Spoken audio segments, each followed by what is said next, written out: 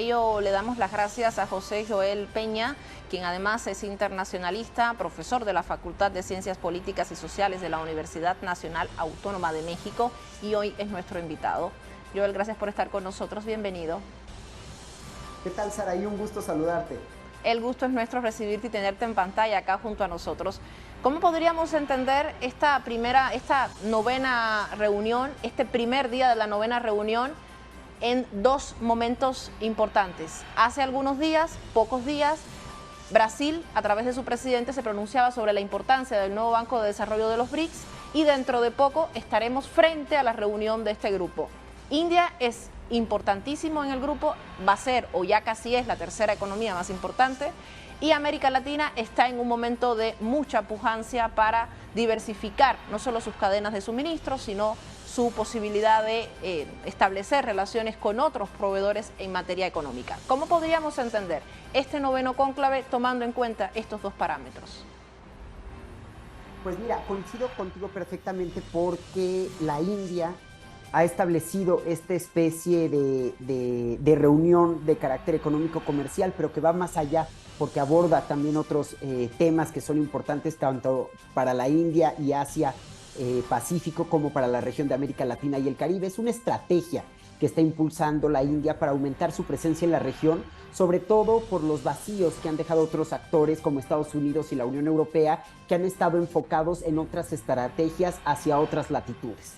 También es importante recordar que la India está compitiendo precisamente con China y con Rusia por ganar mayor presencia en los mercados latinoamericanos, aprovechando que muchos países son gobernados por jefas y jefes de Estado que buscan diversificar el comercio y también algunos de ellos disminuir su dependencia económica y comercial hacia Estados Unidos.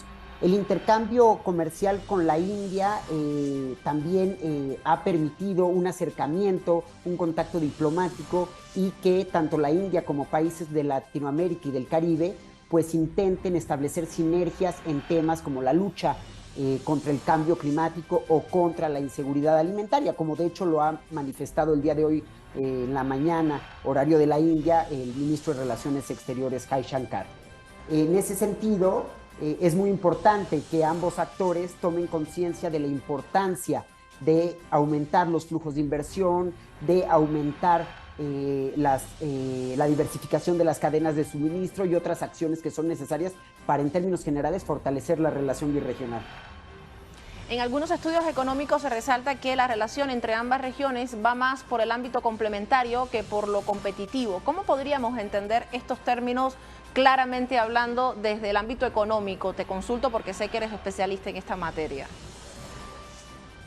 Lo que pasa es que hay muchas economías que son competitivas en el sentido de que exportan bienes y servicios muy similares, lo cual no permite que haya un dinamismo de intercambio. En cambio, cuando las economías son complementarias, los productos que exportan son necesarios por ambas partes. Es decir, lo que exporta América Latina y el Caribe a la India, que generalmente son materias primas o artículos de bajo valor agregado, son muy necesarios en la India. Y viceversa, lo que importa América Latina y el Caribe es básicamente los principales productos que exporta la India, como es el caso de automóviles o de productos de alto valor agregado, sobre todo por las capacidades tecnológicas que tiene la India.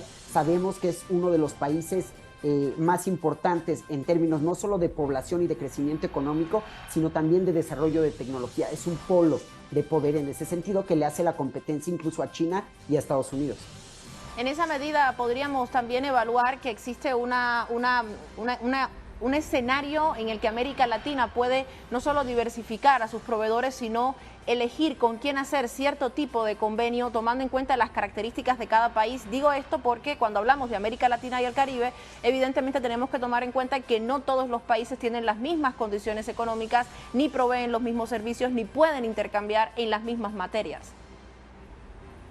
Totalmente. De hecho, lo más importante cuando se establece una estrategia de política exterior, ya sea en temas comerciales, económicos, financieros, medioambientales, lo más importante es que los países se analicen, es decir, que la región de América Latina y el Caribe vea qué es lo que puede ofrecerle la India y a su vez qué es lo que pueden ofrecer los países latinoamericanos y caribeños a la India para que resulten atractivos y de esa forma pues se genere una complementariedad.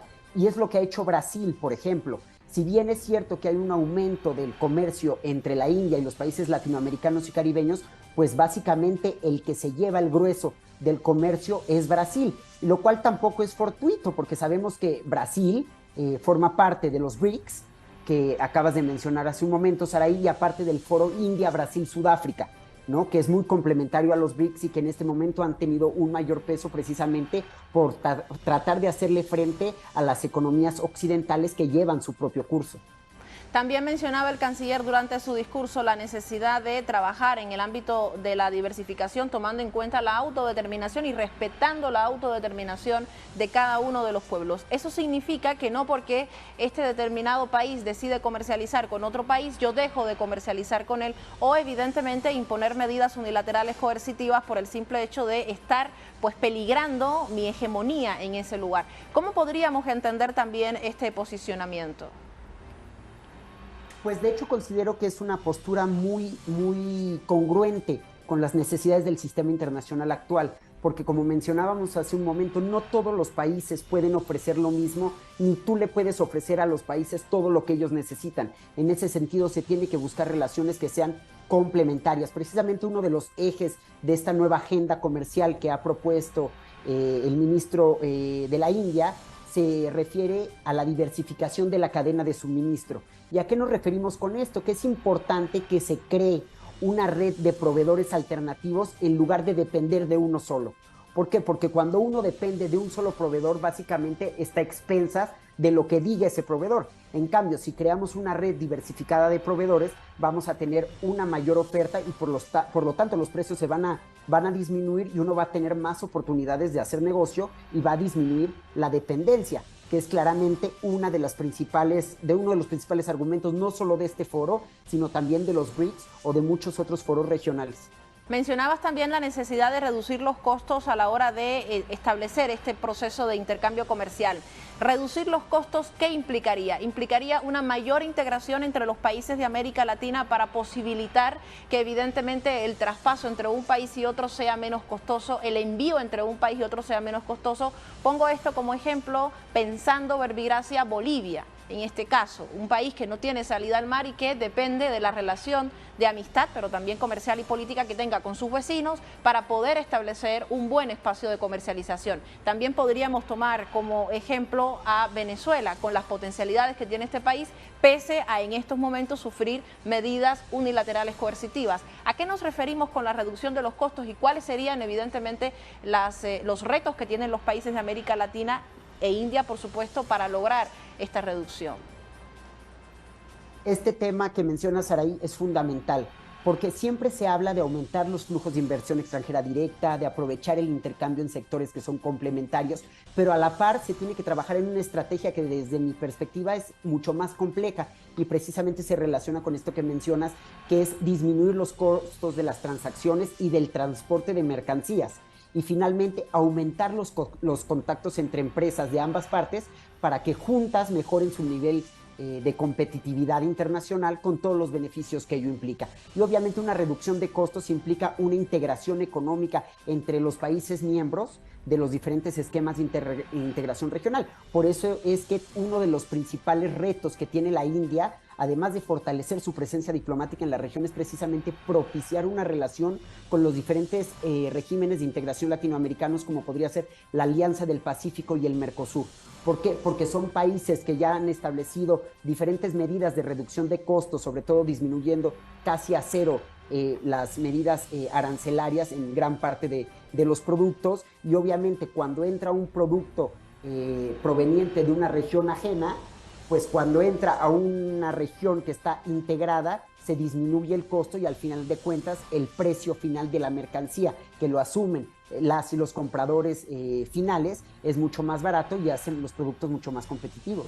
Pues el reto es aún mayor de lo que se ve en estas reuniones. Es la novena versión, sin duda alguna no llegan con un mundo de igual manera como se encontraba en la primera versión, y te agradecemos mucho, José, por haber estado con nosotros, habernos ayudado con estos datos. Seguiremos analizándolo y por supuesto contando contigo para tu análisis. Muchas gracias. Gracias, Araí, y un saludo desde México. Te agradezco, otro para ti.